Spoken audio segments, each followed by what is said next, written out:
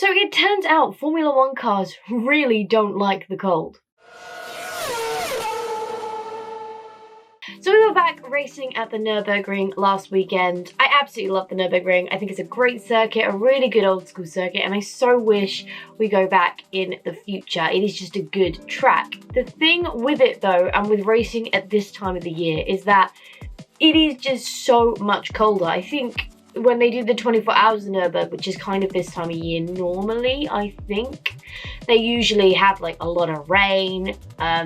So it's not really the warmest, it's not really the best temperatures.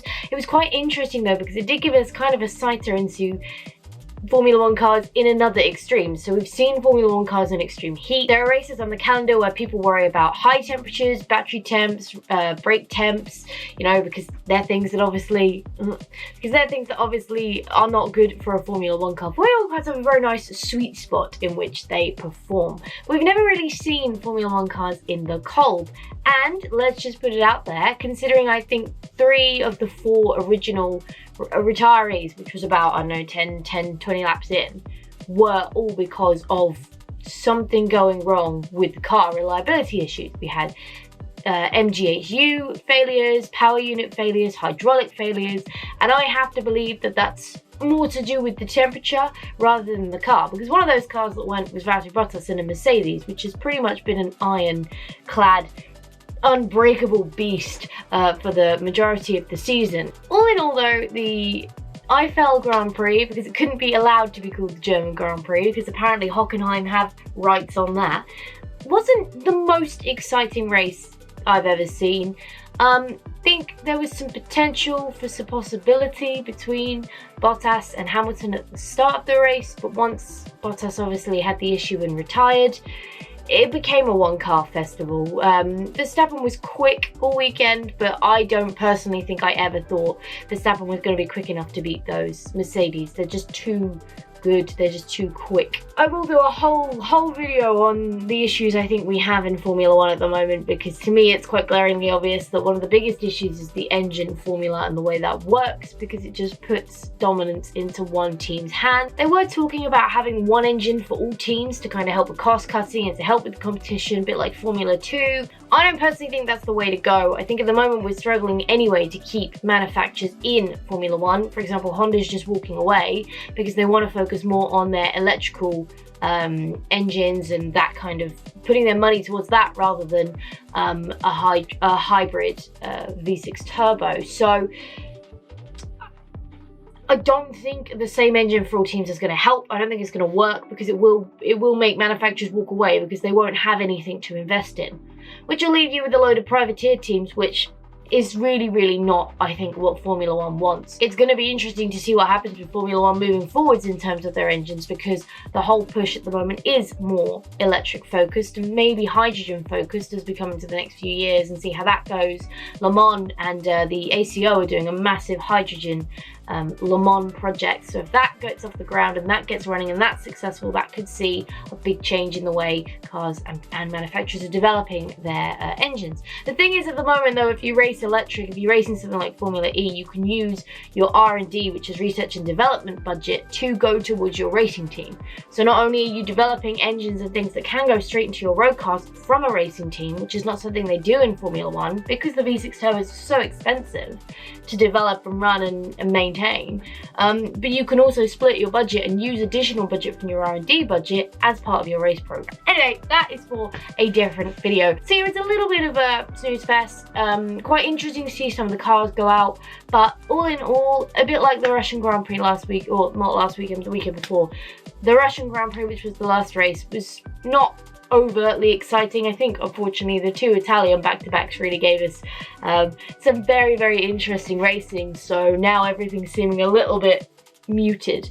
Obviously, you have to say a massive congratulations to Lewis Hamilton for matching Michael Schumacher on 91 race victories. It's not an easy feat, and yes, a lot of those have come from his very dominant era he's been with Mercedes, but on the argument side, so did a lot of Schumachers for Ferrari. They came in a very dominant era for Ferrari. So, you know, you have to be good to be able to do these things. You have to be a very good driver to be able to match all these records and this, that and the other, but you also have to be aided by your machinery. So it's kind of a balancing act, but all in all, 91 victories for anyone is absolutely incredible.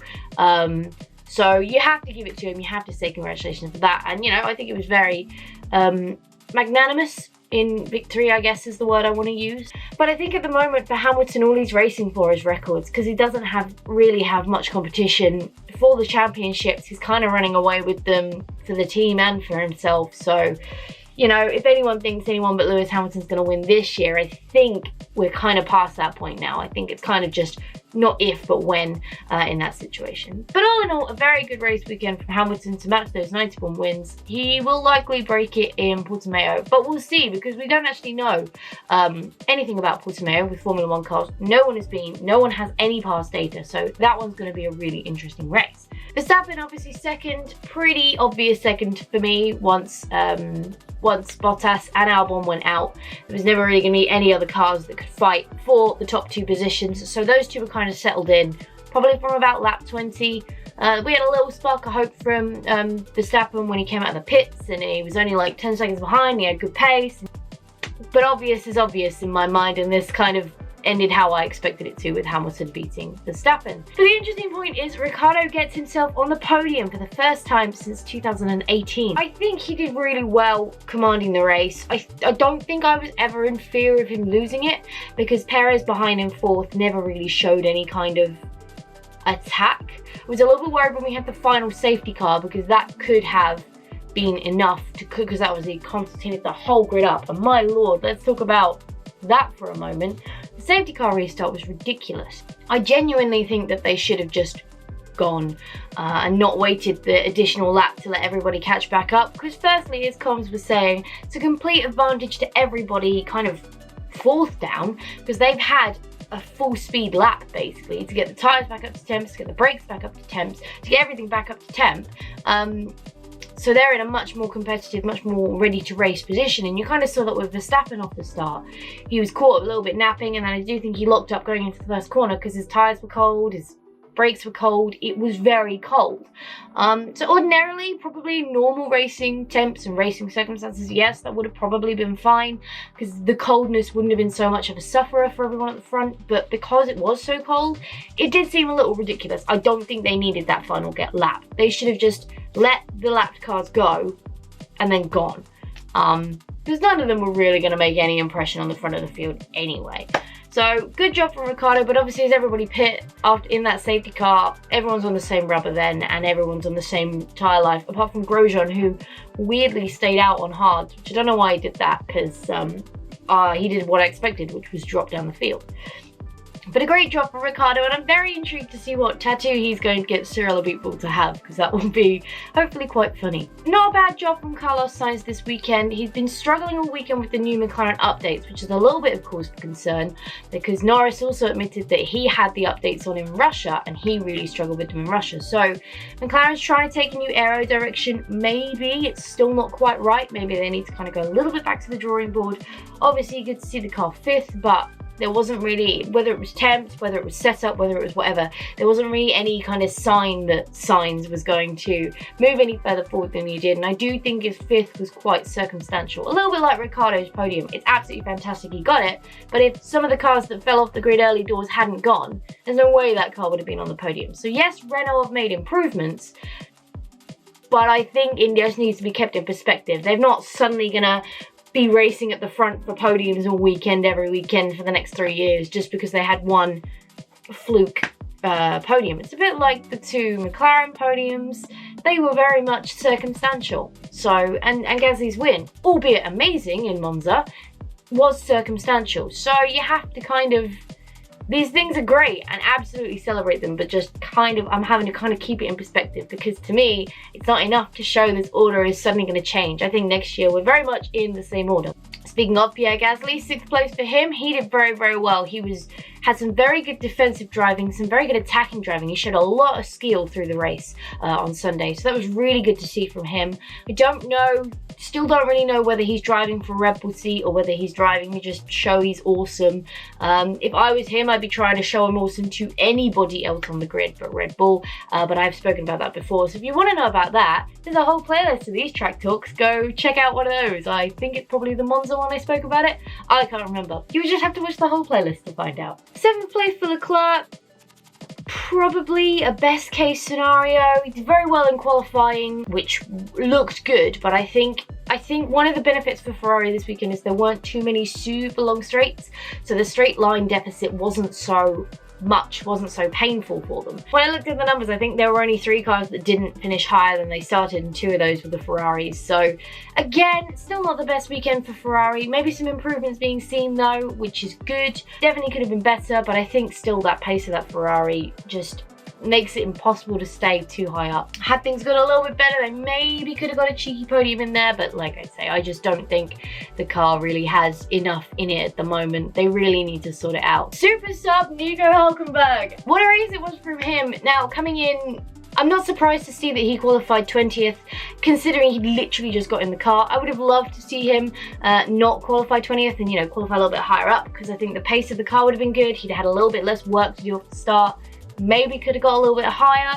Maybe could have been up with Perez and Ricciardo, and there could have been a good little battle there, but he was seeming very quick. Good defense, good attack, really good driving, really strong driver, and a really deserving driver of the day.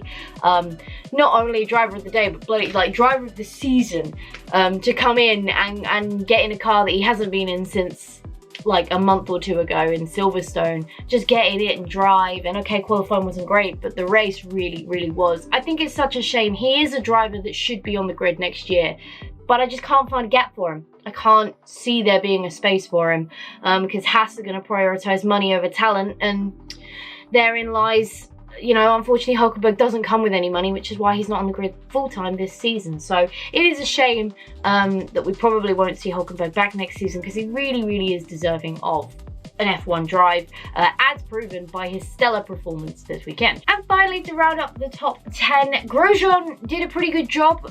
He obviously didn't pit off the hards after the final safety car. That to me was a bit of a mistake. It kind of paid off. He didn't fall out of the top 10, so a couple of points for Haas at least. But honestly, I expected nothing other than that car to just boom, boom, boom, boom, boom, boom. Because it was, 1, it was on the hard tyres, 2, it was on 16-lap old tyres, where everyone else was on fresh rubber. Plus, it's a Haas, so it doesn't really have the pace because it's got a Ferrari engine in it. So the Haas has been struggling all season.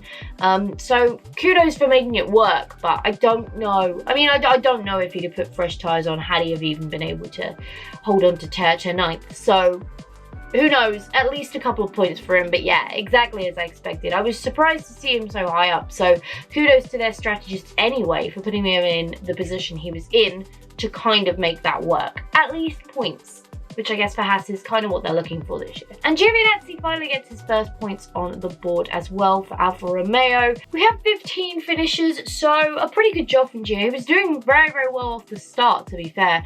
He was quite high up. He qualified quite well. I think he got through to Q2, you know? So he had qualified quite well in comparison to where he normally qualifies, which was great for him. I think, unfortunately for him, it's a little bit too little too late. I do think that his seat is going somewhere else, very likely Mick Schumacher. I don't think there's much more he can do. He's been in the car for a few years now and not really ever shown any mass ta-da moments. I think his time is up, unfortunately, but a good race from him. So Vettel very closely just missed out on the points, was closing in on Giovinazzi. Kind of, he and Raikkonen were just kind of following each other around for the whole race. Raikkonen finishing 12th, Vettel 11th. But just testament to really some of Ferrari's problems at the moment. And you know, I'm under no impression that they're not working very hard to try and fix all those issues. But you kind of want to see some progress at some point. And at the moment, there's not really anything to write home about. It was a good race, it was good qualifying for Leclerc, it was a good race for Leclerc, but it was still only 7th in the end. So can you be super happy about that when you're supposed to be one of the teams fighting at the front? All in all, I would love to see us go back to the Nürburgring, because as I've said many times, I absolutely love the track. I think it's a great track. I think there's some good overtaking opportunities, maybe not so many, but we saw a lot of passing this weekend, so there are definitely some. Money is going to be an object, unfortunately, on this one. It was great to see fans there. It was great to see so many fans there this weekend, so that was very good. I think whereas Mugello may come back because it's got Ferrari backing, so money is there, I think Nürburgring just doesn't really have that kind of backing, and it's such a shame because it's such a good track. and it's a good old school track, and I really love watching them race around old school tracks when the runoff is actual grass, not astroturf. So they ain't going anywhere near it, because if they do, they're going to end up in the barrier. I just absolutely hate the fact at the moment that track limits are even being discussed. Like, they're running wide because there's good runoff and they can get away with it. Russia was ridiculous for it, and even Mugello at a certain point. The white lines are on the track for a reason. That's the track limits. Don't go over them. Dip a wheel, fine, but going a full car off at certain points, I don't get it. It really annoys me. They're supposed to be the best drivers in the world. Why can't they keep a car within the bloody white lines, right? If I kart, I have track limits in the kart. If I go over them, my time gets deleted. Just like that, because that's the way the track was designed. The track wasn't designed to have an extra 7 foot to the left for you to utilize. I appreciate the very high downforce car, but they drive around Monaco, okay? So the next one up is Portimao. Like I said multiple times in this video already, I have no idea about that track. I don't think I've ever seen any racing around it, but I don't think I've ever really seen the track. So I'm not really sure about it at all. It's gonna be very interesting because nobody has any data. So that is going to be a very, very cool thing to see. I do still think Mercedes will come out on top because they're the fastest car and they're the most reliable car. And I don't think that just because we're at a track but they don't really know. I mean, they're professionals. They'll do a lot of time on the sim. By the end of Friday, they'll know the track and they'll be setting up the cars in the way they need to be if they're not already. So they'll be doing a lot of work now behind the scenes, and it won't take them long to get on top of it. But it will be interesting because, like, race tires, tire life length, they're gonna have to solely work on the predictions of Pirelli and what they learn over those practice days. Something else to quickly mention though, we did not have a Friday practice, which is a crying shame because both Mick Schumacher and Kelly Milot lost out on an FP2 running, which was a real shame, especially for Schumacher because there's like his home crowd. He could have done it in front of his own fans. That would have been amazing to see. Sadly, the weather did not allow that to happen, so we kind of had to deal with that, which did kind of throw up the question of should we have 2-day weekends? No. We just shouldn't have 2-day races. And the sole main reason why not is because the ticket price for the fans will not decrease if the track action time does.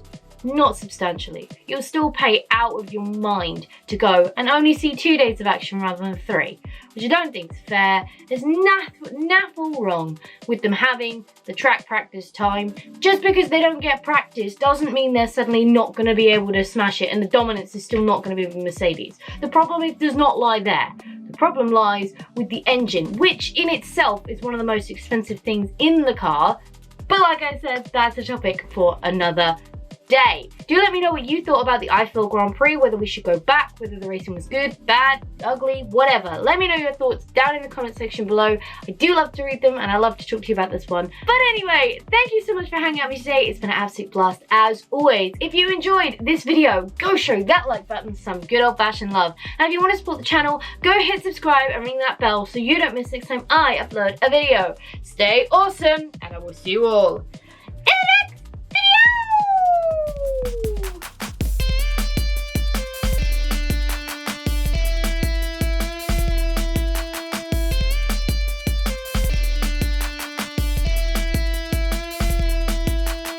I need more wardrobe options. I'm slowly running out for different teams. I think I've maybe got 2 more hats of different teams and then I'm done.